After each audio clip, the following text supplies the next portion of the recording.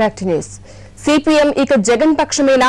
Jagan party చెంతన చేరడానికి ఇప్పటి నుంచే సిపిఎం దారులు వెతుక్కుంటోందా? సిపిఎం రాష్ట్ర కార్యదర్శి రాఘవులు చేసిన కామెంట్స్ చూశాక టీడీపీలో ప్రస్తుతం ఇదే చర్చ.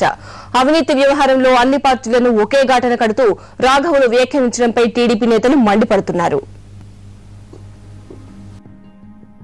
అవినీతి వ్యవహారంలో సిపిఎం రాష్ట్ర కార్యదర్శి బివి రాఘవులు చేసిన కామెంట్ పై ఇప్పుడు టీడీపీలో కూడా విస్తృత చర్చ జరుగుతోంది. మొన్నటి వరకు అవినీతి అంశం ప్రస్తావనకు వచ్చినప్పుడల్లా కాస్తో కూస్తో టీడీపీకి సపోర్ట్ గా మాట్లాడుతున్నట్లు కనిపించేది సిపిఎం. అయితే తాజాగా బూర్జువా పార్టీలన్నీ అవినీతి పార్టీలేనంటూ ఇటీవల రాఘవులు చేసిన కామెంట్ ను టీడీపీ నేతలు తప్పుపడుతున్నారు. అన్ని పార్టీలతో సమానంగా టీడీపీని అవినీతి పార్టీల సరసన చేర్చడం సరికాదనేది టీడీపీ నేతల భావన. తెలుగుదేశాన్ని బూర్జువా పార్టీలు అవినీతి పార్టీలు కలపటం అనేది న్యాయం కాదు అనేది. ఎందుకంటే ఈ రాష్ట్రంలో తెలుగుదేశం అధికారంలోకి వచ్చింది. పేదల విషయం సమూలమైన సంచలనాత్మకమైన నిర్ణయాలు తీసుకున్నాం. అందుకని మిగతా ఈ రాష్ట్రాన్ని నాశనం చేసిన కాంగ్రెస్ అనండి, పెద్ద కాంగ్రెస్ ఈ దేశాన్ని నాశనం చేసింది. చిన్న కాంగ్రెస్, జగన్మోహన్ రెడ్డి చిన్న కాంగ్రెస్ ఈ రాష్ట్రాన్ని దోచుకుంది.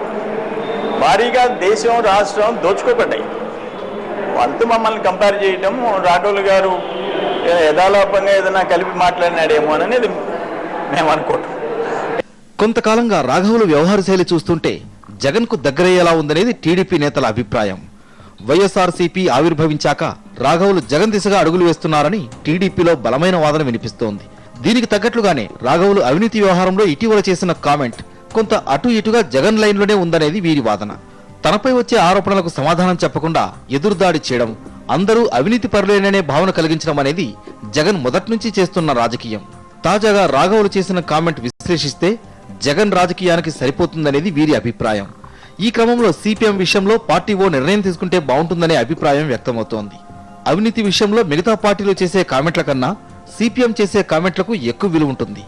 ఈ క్రమంలో సిపిఎం ఇకపై ఈ తరహాలో కామెంట్లు చేస్తే వాటిని వెంటనే ఖండించేలా విధానపరమైన నిర్ణయం తీసుకోవాలని పార్టీ నేతలకు సూచిస్తున్నాయి టీడీపీ వర్గాలు.